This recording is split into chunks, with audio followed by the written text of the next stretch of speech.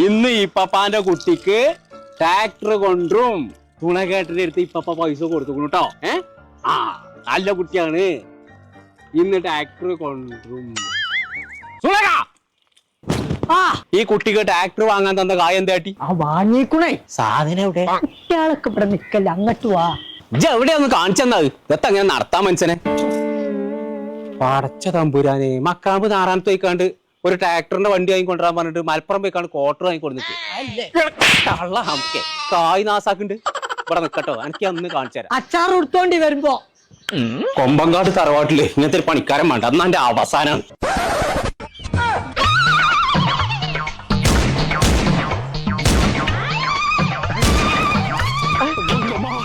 അനങ്ങാതെ നിന്നോ, കൊമ്പം കെട്ട് കോയെ. അതൊക്കെ മതി, വെക്കണ വടി ധൈര്യം ഉണ്ടെങ്കിൽ ഞാൻ വെക്കും. കുതിര ഇത് ഇങ്ങനെയല്ല പിടിച്ചടാ. അങ്ങനെ ഉണ്ട തെറ്റിച്ചാണ്ട് ഉള്ളം കഴിച്ചേ ഇടുന്താപ്പി അത് പൊട്ടിച്ചടാ.